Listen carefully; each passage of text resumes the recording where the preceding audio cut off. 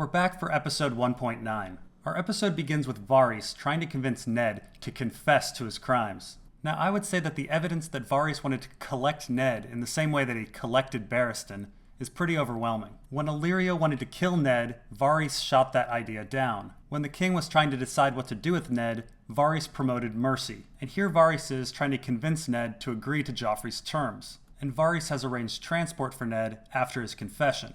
The only thing that I find puzzling is that Illyrio and Varys weren't on the same page about this.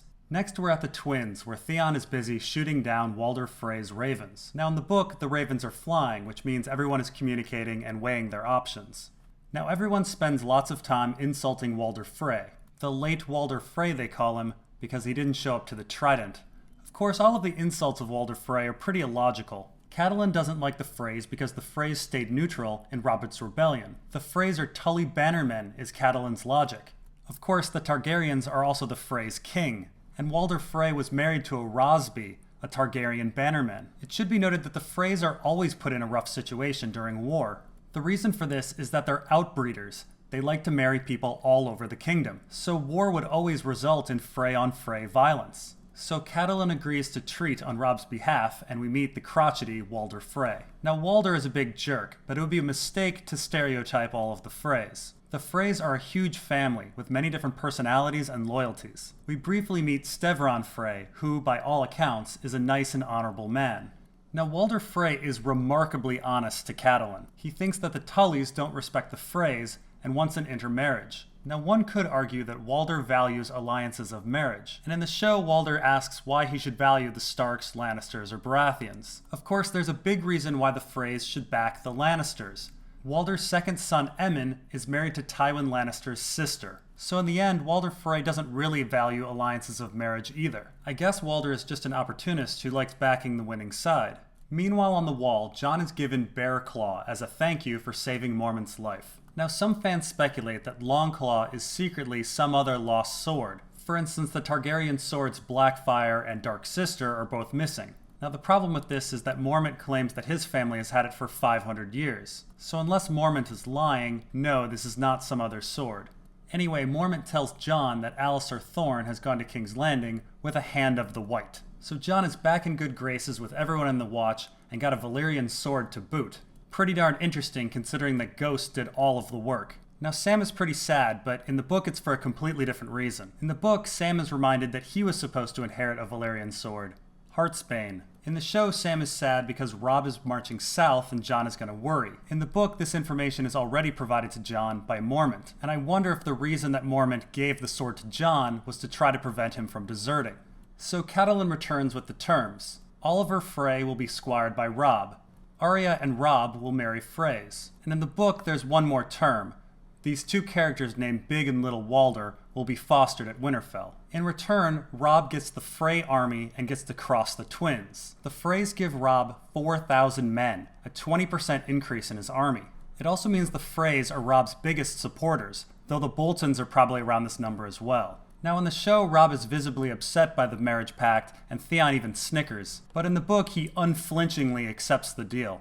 So Jon goes to talk to Aemon, and Aemon tries to convince Jon not to desert. Jon gets angry and says, "You don't know what it feels like." And Aemon reveals, no, he does know what it feels like because he's a Targaryen. But in the show, this doesn't quite make sense because Aemon is already old during Robert's Rebellion, so he couldn't even go and help. There was no choice to be made. Now, in the book, Aemon tells Jon that he was tested 3 times in his vows. Once when he was a boy, once when he was a man, and once when he was an old man. Now, his first 2 testings are probably when he was just a maester, and not a Night's Watch maester. We have no idea what his first testing was, but his second testing was a little interesting. You see, King Maekar Targaryen had 4 sons. Within a very short period of time, Maekar, Aerion, and Daeron all died. Maekar died in battle, Aerion drank wildfire, and Daeron died of sickness. Incidentally, Aemon was Daeron's maester. Now, most people would look at this family tree and realize that Maegor should be king, but that's not what happened. Instead, a great council was called to choose a king. They first chose Aemon, who refused and joined the Night's Watch, and so Aegon, aka Egg, was king. Now, the official reason for Maegor getting passed over is that Aerion was crazy and therefore any blood of Aryan was tainted. A pretty dumb reason considering it would disqualify half of Targaryens, including Daenerys. But long story short, it seems that Aemon's second testing was his choice of maesterdom over kingship. Incidentally, the show has also eliminated an entire generation of Targaryens, but it would take a while to explain all of that. Off in the Dothraki Sea, Khal Drogo is not doing so hot. Now, a very important plot point is missing from the show. Mirri Maz Duur made a special bandage for Drogo and told him not to drink any alcohol. Drogo instead ripped off the bandage, shoved in mud, and has been drinking every night. It's really tough to blame Mirri Maz Duur for Drogo's infection. Meanwhile in the Riverlands, Tyrion hears about Tywin's strategy that I explained last time, and is miserable. So to make himself feel better, he commands Bronn to get him a whore. Now this is a good time to explain why I think Bronn and Shae are agents of Varys. Now I explained before that Yoren of the Night's Watch was waiting to pick up Ned on Varys' command. Yoren also took Tyrion to the Inn at the Crossroads. The Inn at the Crossroads happens to be on Dairy Land, who are big Targaryen supporters. At the inn, Tyrion meets Bronn, who inexplicably wants to follow Tyrion and then saves his life at the Eyrie. Returning to the inn, Bronn then introduces Tyrion to Shae. Shae then has a very odd relationship with Varys through a clash of kings and a storm of swords, and in many ways leads to Tyrion being collected by Varys. Meanwhile, in the Dothraki Sea, Drogo is dying. Jorah tells Dany that Drogo is toast and they should head for Asshai. Now in the book he mentions Asshai many times, and I can't stress enough how illogical heading to Asshai would be. It is outrageously far away, and yet in A Game of Thrones, Jorah really wants to take Dany there. We have no idea why, but my theory is that Illyrio wanted to hand over Dany to followers of the Red God in Asshai. In return, he would gain their support in other cities like Volantis. Now Mirri Maz Duur then enters and says that there's nothing that she can do for Drogo. Dany says, "Really?" and Mirri says, "Okay, there's one thing." And so Drogo's horse is brought in for some blood magic. Now what Mirri Maz Duur is up to is pretty darn confusing. In the book she has some weird ancient knife, and when she sacrifices the horse, she commands its strength to go into Drogo. She then sings and dances with shadows for the rest of the evening. Now you may say, magic, but what did Mirri Maz Duur actually achieve in the end?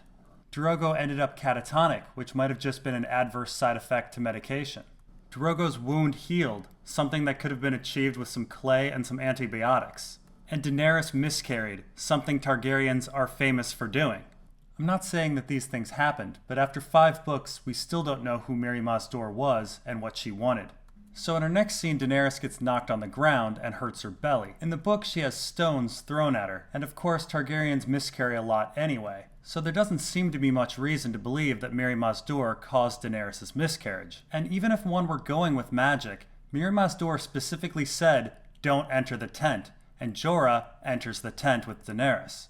Now next we're treated to this extra scene where Tyrion, Shae, and Bronn are drinking. Now in the book we know exceptionally little about Bronn and Shae's past, but Show Bronn has been north of the Wall, and Show Shae is foreign and doesn't come from a broken home.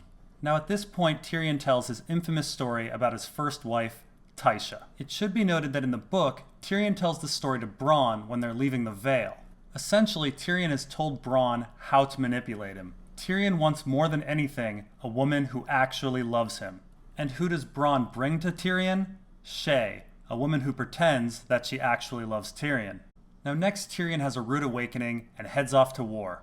But wah, he ends up getting knocked out and misses the whole thing. Now in the book, Tyrion actually fights pretty well and actually even captures a dude. I'm not sure how anyone could be knocked out for hours without serious brain damage, but budgets.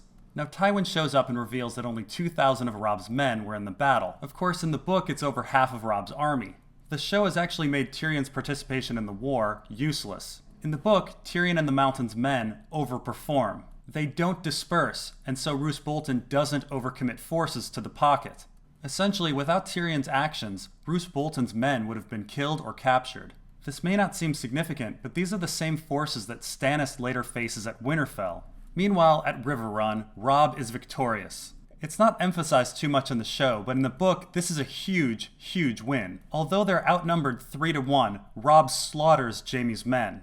Jaime was caught with his pants down. He was taken by surprise, and his forces were split into 3 different camps. Robb rescued his uncle Edmure and captured Jaime. Now what's interesting is that a couple years later, Jaime actually successfully captures River Run. The Lannisters return for a second siege. This time Jaime saves thousands of lives by successfully negotiating a peace arrangement. Essentially, a crippled Jaime was more effective than a healthy Jaime. Meanwhile in King's Landing, Arya is trying to find food, and she's not doing so hot. In the book, she also tries to leave the city, but guards are at every gate. There's a very odd series of events where she tries to get on a ship down at the waterfront. Eddard had hired a Braavosi ship called the Wind Witch to bring them back to Winterfell. Arya runs into a Myrrish ship called the Wind Witch, but then realizes it's probably a trap. Now next we have Eddard's execution. We have this extra scene of Eddard telling Yoren that Arya is in the crowd. This addition kind of makes sense. Yoren had only met Arya one time before. It was in Eddard's solar and he mistook her for a boy. Having him spot Arya is phenomenally lucky, but that's how it plays out in the book. Now Eddard confesses and Joffrey calls for his head, and for a brief moment everybody's intentions and allegiances become clear. Varys has an oh fuck moment, showing that he was not part of this. Cersei shows confusion, showing that she was not part of this. But the Goldcloaks go right into action, and Ilyn Payne goes right into action. We find out later that the Goldcloaks, Janos Slynt, and Ilyn Payne were all on Littlefinger's payroll. It's fairly clear that Littlefinger killed Ned, and the show has made this explicit. Just look at Varys' stare. And that's all for episode 1.9. See you in episode 1.10.